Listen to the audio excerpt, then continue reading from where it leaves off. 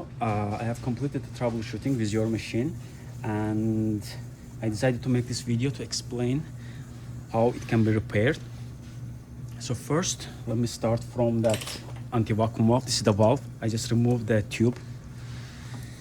So here I see a few the wrench marks here.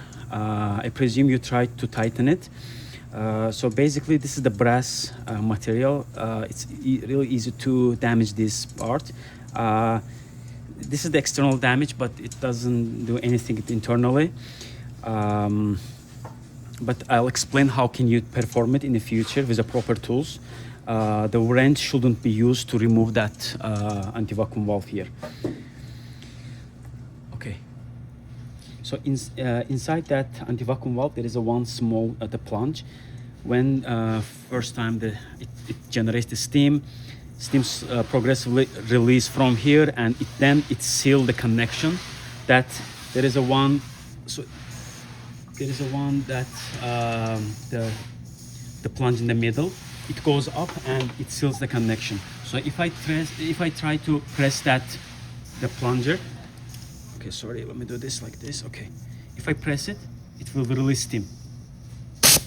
Okay, so when that plunge is not sealing properly, the boiler slowly loses the steam from here, and that's why you may observe the water is dripping from this discharge valve here, not this one here, the small one, because that silicone tube is connected to that discharge valve here.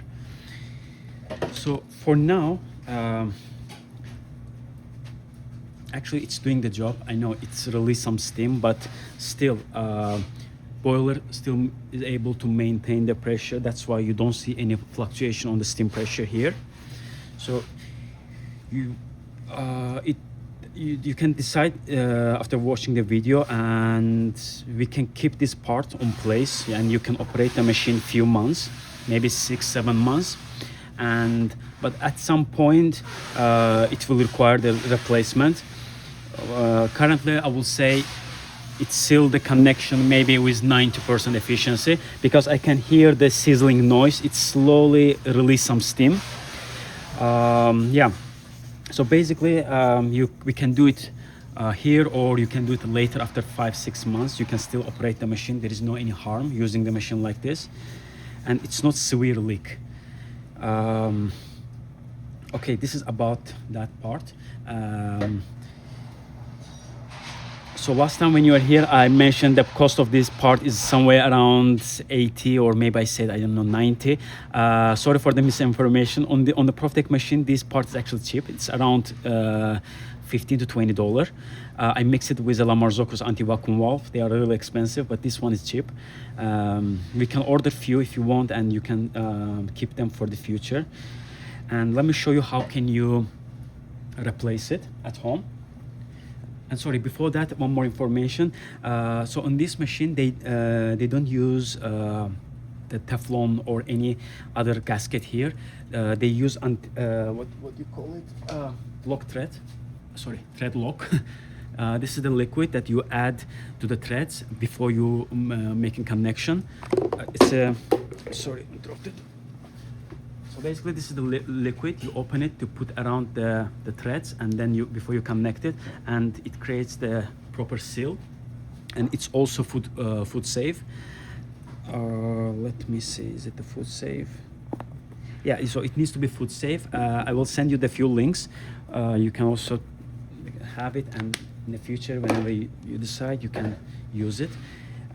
Now let me show you how can you properly remove this component. So in the future you can do it at home. It's very easy. So in order to remove it, you need adapter like this. Here, okay. Here.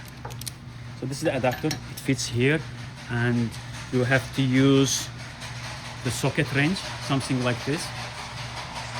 Okay, let me do it like that. Okay, maybe that's okay. So you can put it here, and then you can open it. So this is the one way to open it, and second way you can use the wrench, but in order to use the wrench properly, you have to disassemble the panel. You have to remove some of this connection to make a place for a wrench. And once you're sure that you have good grip with a wrench, and only then you can open it. And most of the time, when you try to open it with a wrench, you can hit the wrench with this the connections here. It can damage them because you have to apply some brake torque to open them. So that's why I really recommend you to get the correct adapter.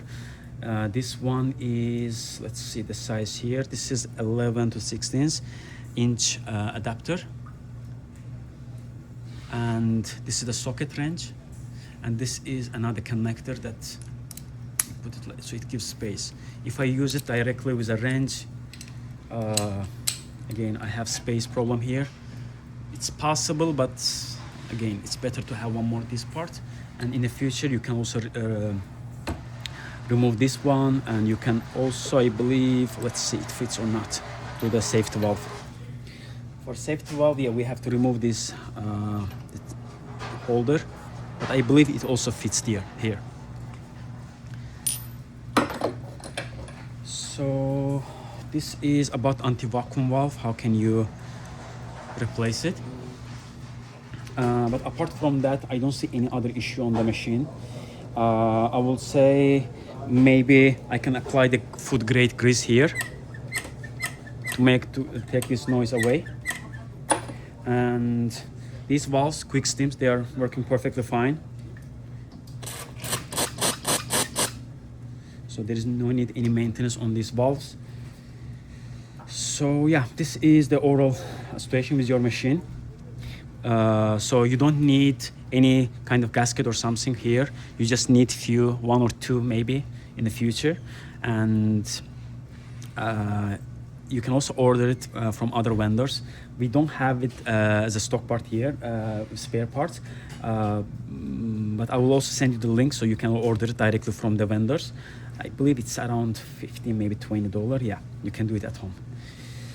So please let me know if you want. We can order the part, replace it here, or if you decide to keep the original part here and operate the machine few months and do it later. Yeah, you can do it as well.